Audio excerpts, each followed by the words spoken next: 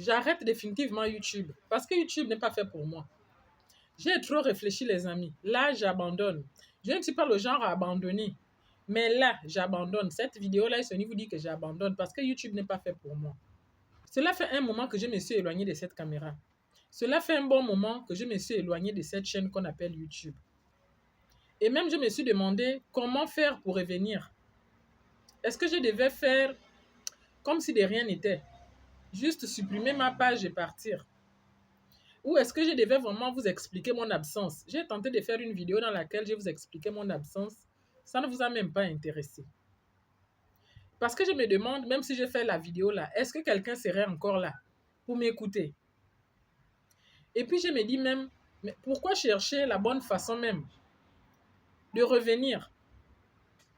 Alors que je peux simplement faire mes vidéos et les poster simplement comme ça, être honnête avec moi-même et poster simplement mes vidéos comme ça, même si elles n'ont pas de vue. Alors aujourd'hui, je m'assois devant vous, comme je le faisais avant. Lorsque vraiment j'ai commencé cette chaîne YouTube, j'avais simplement envie de partager mon parcours. Je voulais simplement parler de ce que j'apprenais. Je voulais simplement échanger avec vous, avoir une communauté, avoir des gens à qui parler. Et peut-être, à mon échelle, encourager une femme qui traverse une période de doute à croire en elle, quoi. Mais la vie ne suit pas toujours le scénario qu'on l'écrit. La vie ne suit pas souvent le scénario qu'on l'impose. C'est la vie la vie nous impose plutôt ses choix. On subit souvent la vie. Même quand tu veux trop programmer ta vie, tu finis toujours par subir la vie. Et ces dernières années, j'ai vécu beaucoup de choses. J'ai grandi, ma vision a changé, mes responsabilités ont aussi changé, mes priorités aussi. Et aujourd'hui, je voulais vraiment vous raconter pourquoi je me suis d'abord éloignée même. Et surtout, ce qui est le plus important, pourquoi je décide de venir ici vous faire cette vidéo. Quand la vie prend le dessus, ces dernières années ont particulièrement été intenses chez moi. Je suis d'abord devenue maman. Ma petite fille a déjà bien grandi, elle a déjà 3 ans et demi. Je vous assure, les enfants grandissent vite. Et ceux qui sont mamans savent de quoi je parle, être maman. Je vous assure. Il y a des jours qui commencent très tôt. Voilà. Je n'ai même pas terminé de parler, elle est là. Il y a des journées qui commencent très tôt. Les journées qui ne se passent jamais exactement comme on l'a prévu. Il y a des responsabilités, il y a la maison, il y a la famille, il y a le foyer. Et puis, il y a tout ce que l'on porte intérieurement. Je vous assure, le poids intérieur. Parce que être une femme, être une épouse, être une maman, essayer de construire sa vie professionnelle, chercher sa place, ce sont parfois là plusieurs vies qu'on essaie de faire tenir en une seule journée. Et ce n'est pas évident, les amis. Et dans tout ça, YouTube est devenu secondaire pour moi. Ce n'était plus une priorité. Parce que quand je voulais prioriser YouTube, je n'ai rien eu, quoi. Je n'ai rien obtenu. Juste du temps perdu. C'était pour moi du temps perdu, en fait. Et je me suis dit, pourquoi continuer? On ne s'assoit pas pour perdre son temps, en fait, à tout moment. Mais parce qu'à certains moments de ma vie, j'avais simplement besoin de mettre mon énergie ailleurs que de perdre mon temps ici, là. Et il y a des périodes où l'on construit en silence. Il y a des périodes où l'on ne produit rien de visible. Oui. Et je crois que c'est exactement ce qui m'est arrivé. Est-ce qu'on peut parler du découragement?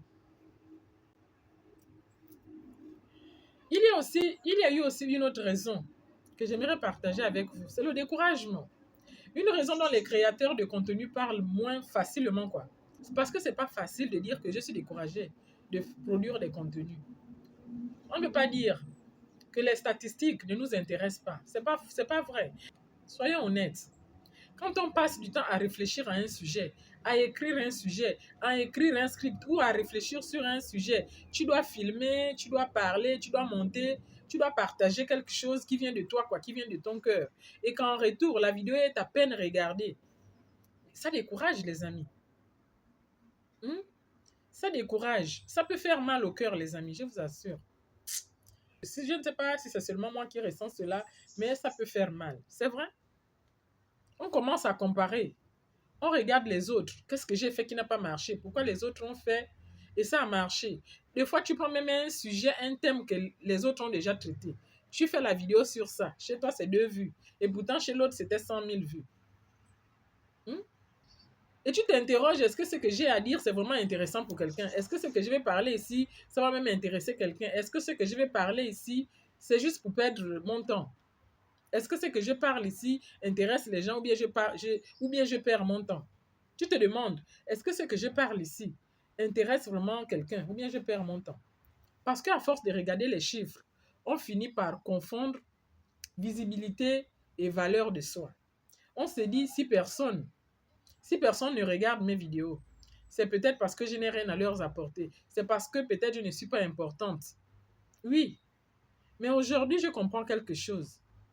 Le nombre de personnes qui nous regardent ne détermine pas forcément la valeur de ce que nous avons à transmettre. Comme je le disais au départ, même si c'est une seule personne qui peut écouter, même si tu n'impactes qu'une seule personne, c'est déjà bien. Et je crois que c'est l'une des grandes leçons que cette pause m'a apportée. Je peux parler, mais même si j'impacte une seule personne, je crois que j'aurais déjà beaucoup apporté à une seule personne. C'est pourquoi au début, je voulais vraiment bannir mon compte une bonne fois, je quitte. Je me suis dit non, le nombre de visibilités là ne me définit pas. J'ai compris que j'avais besoin de disparaître. Pendant un moment, j'ai pensé que je devais peut-être arrêter. Peut-être que YouTube n'est tout simplement pas pour moi, quoi.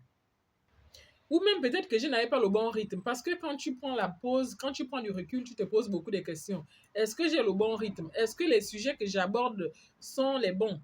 Est-ce que j'ai les bons codes? Et pourquoi j'ai pas assez de visibilité? Est-ce que je passe assez de temps? Ou bien est-ce que j'ai assez de temps pour remettre des vidéos? Souvent, je viens promettre que je vais mettre des vidéos ici chaque semaine, une vidéo. Après, je suis à court de temps, j'arrive pas à respecter, à honorer. Et puis, j'ai compris quelque chose. Je n'avais pas besoin d'abandonner non plus. Non, je ne veux pas abandonner parce que je ne suis pas d'abord venue créer ma page forcément pour avoir des millions de vues. C'est pour quand même vraiment exprimer ce que je ressens. J'avais simplement besoin de retrouver pourquoi j'avais commencé. Parce qu'au départ, je ne m'étais pas lancée pour devenir une machine à produire des contenus. Je ne me suis pas lancée pour devenir influenceuse. Non. Je m'étais lancée simplement parce que j'avais des choses à dire. Que ça soit écouté par une personne ou des milliers de personnes, peu importe. J'ai des expériences à partager.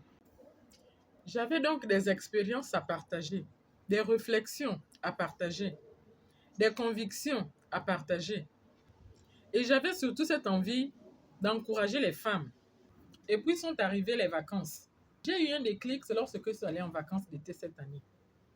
Donc le rythme a ralenti.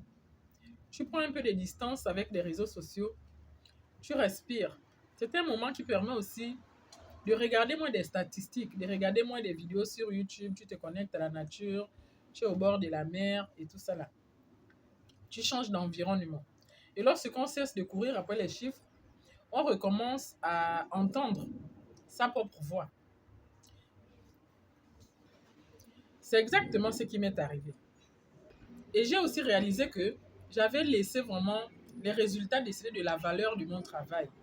J'ai laissé les vues, la visibilité décider de la valeur de mon travail, de la valeur de mes vidéos. Et ça, je ne veux plus le faire. Je ne veux plus créer uniquement parce qu'un sujet est tendance. Je ne veux plus créer parce que on me demande un sujet clé quelconque. Je ne veux plus me demander constamment si cette vidéo va marcher ou pas, quoi. Je m'en fous, en fait. Je fais une vidéo, je la poste. Qu'elle avance, elle avance. Qu'elle n'avance pas, au moins, j'ai exprimé ma pensée. Vous comprenez? Je vais pouvoir me demander, est-ce que cette vidéo a apporté quelque chose, au moins à une personne? Et pour moi, la différence est énorme à ce niveau. Si une vidéo créée apporte quand même une petite différence, même chez une seule personne, c'est déjà très bien. Vous allez me poser la question de savoir qu'est-ce qui change aujourd'hui? Oui, qu'est-ce qui change? Qu'est-ce qui a réellement changé? Je ne reviens pas avec des vidéos qui vont fracasser. Je ne dis pas ça. Je reviens avec une vision beaucoup plus claire. Cette chaîne ne sera pas parfaite non plus. Mais, et je ne publierai pas, non pas comme je le voudrais. Non. Je ne vais pas vous promettre, comme j'ai dit au préalable, que je ne vais pas vous promettre que ce serait vraiment chic, net, que chaque semaine vous aurez une vidéo comme je l'avais promis. Non, ce serait vraiment une chaîne imparfaite. Je ne ferai peut-être pas des millions de vues non plus. Et certaines vidéos feront peut-être quelques centaines de vues. Mais tant mieux, même si c'est une vue, c'est déjà beaucoup.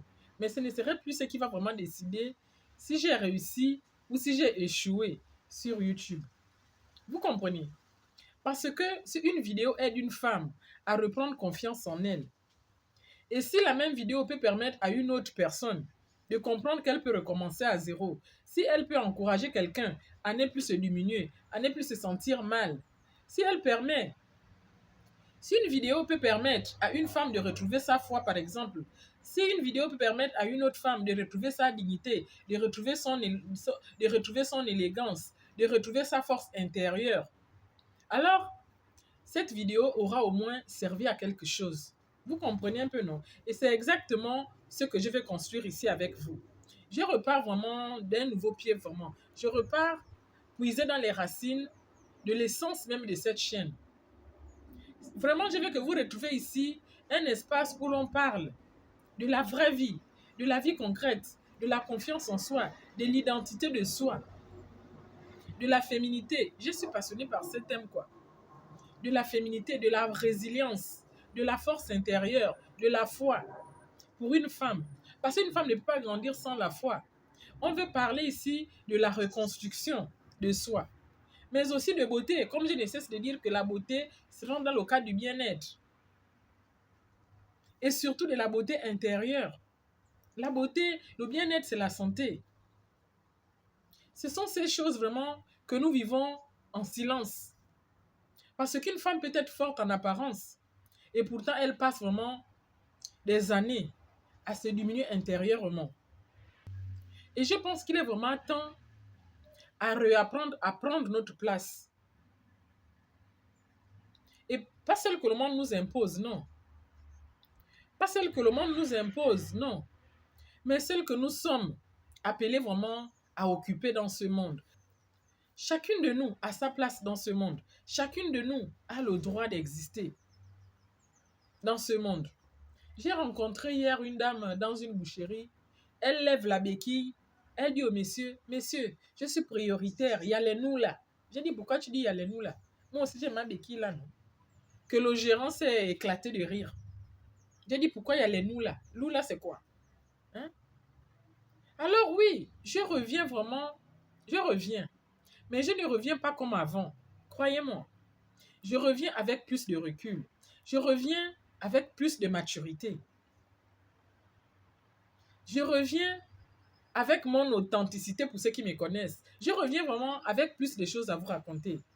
Et surtout, avec beaucoup moins à prouver, quoi. Je n'ai rien à prouver. Et j'avais déjà fait la vidéo dans laquelle je disais même que je n'avais rien à prouver. Après, je l'ai supprimé. Je vais simplement créer. Je vais simplement partager. Je vais simplement échanger. Je suis dehors. Je suis assise dehors, derrière, à la terrasse de ma chambre. Je veux vraiment grandir avec vous. Et si cette chaîne peut vraiment devenir, pour certains d'entre vous, un petit espace où vous venez vraiment reprendre votre souffle, alors, je serai vraiment heureuse d'avoir vraiment révisé cette page. Je serai vraiment heureuse d'avoir créé cet espace. Conclusion. Donc, à celles qui étaient déjà avant ma pause sur cette chaîne, je tiens vraiment à vous remercier. Merci d'être là. Et à celles qui découvrent vraiment Rasé Officiel aujourd'hui, je vous souhaite la bienvenue. Et peut-être que vous aussi, vous êtes dans une période où vous avez vraiment l'impression d'avoir pris du retard dans votre vie, dans certains domaines de votre vie. Peut-être que vous avez interrompu un projet. Peut-être même que vous avez dû mettre vraiment certains de vos rêves de côté, ou même entre parenthèses.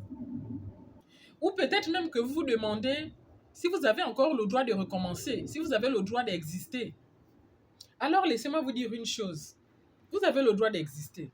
Vous avez le droit de recommencer. Que ce soit à 20 ans, à 30 ans, à 40 ans, ou même à 50 ans. Il y a des gens qui ont recommencé leur vie à 70 ans. Il y a des émissions françaises ici, là, où les gens se sentent encore plus jeunes lorsqu'elles ont 70 ans et décident de se mettre en couple à 70 ans. Il n'y a pas d'âge pour reprendre sa vie en main. Il n'y a pas d'âge.